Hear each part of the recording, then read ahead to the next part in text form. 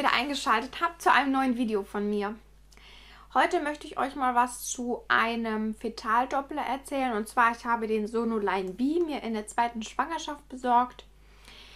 Die mich abonniert haben und schon länger verfolgen, die wissen, dass ich eine Fehlgeburt hatte. Also meine Schwangerschaft endete eben in der 11. Schwangerschaftswoche in einer Fehlgeburt. Und somit hatte ich dann entsprechend nicht so ganz die guten Gefühle, als ich dann in der 2. Schwangerschaft in der 8. Woche Blutungen bekommen hatte. Ich war damals dann auch beim Arzt und habe das gleich checken lassen und so, aber nichtsdestotrotz wollte ich dann etwas haben, wo ich kurzfristig und einfach kontrollieren konnte, ob alles in Ordnung ist, da man das kleine Wesen ja da noch lange nicht spürt, sondern eben erst so gegen die 20. Woche in der Regel.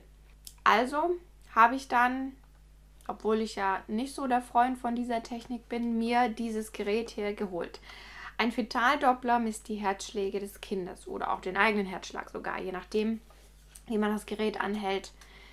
Also habe ich dann ab der 9. Woche das einmal pro Woche gemacht. Wie gesagt, ich bin kein Freund von dieser ganzen Technik, wobei es ist schon teilweise ein Segen. Es ist toll, dass wir die Möglichkeiten heutzutage haben.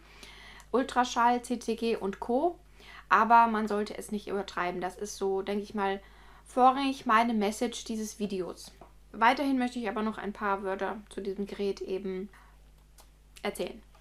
So, also habe ich dann von der 9. bis zur 12. das einmal pro Woche gemacht, um mich zu beruhigen, dass einfach alles in Ordnung ist, das Kind lebt, weil es war ja so in der 1. Schwangerschaft, dass ich einen Missed Abortion hatte oder also eine stille Fehlgeburt und das Kind im Grunde schon 2 oder 3 Wochen gar nicht mehr lebte. Ab der 12. Schwangerschaftswoche habe ich das gar nicht mehr regelmäßig in Anwendung gebracht, denn da war ich dann einfach beruhigt. Nach dem ersten großen Screening, da wusste ich, dass alles in Ordnung ist. Das Kind ist zeitgerecht entwickelt, der Herzschlag ist so, wie er sein muss und so weiter und so fort.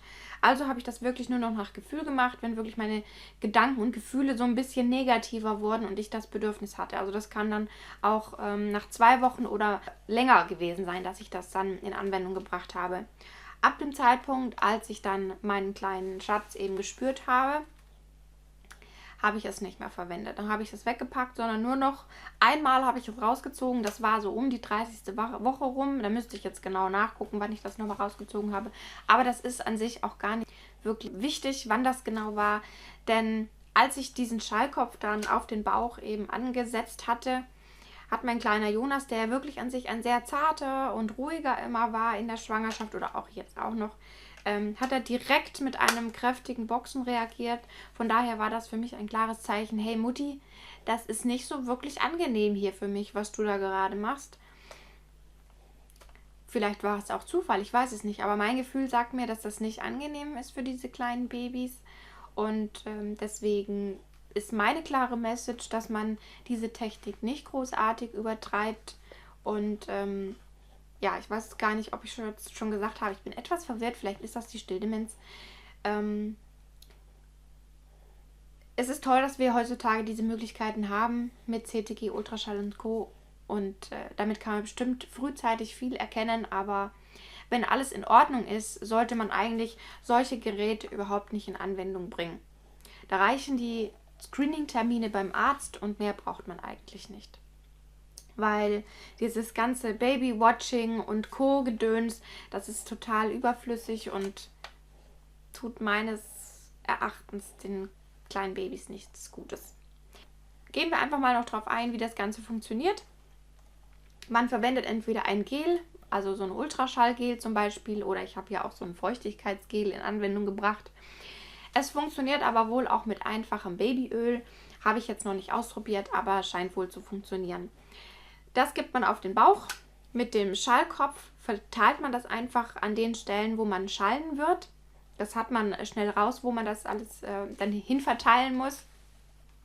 Und erst dann stellt man das Gerät an, wenn das Gel oder das Babyöl verteilt ist, weil sonst ist das richtig laut.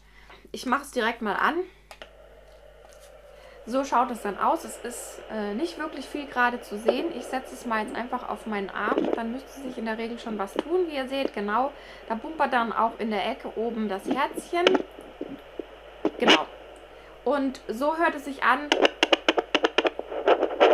wenn sich das Kind bewegt oder es dagegen klopft. Ja, genau. Ich werde jetzt am besten an dieser Stelle auch mal meinen Mitschnitt reinschneiden hier jetzt in das Video. Das hatte ich für meinen privaten Zweck mal mitgefilmt. Genau, das zeige ich euch jetzt gleich mal.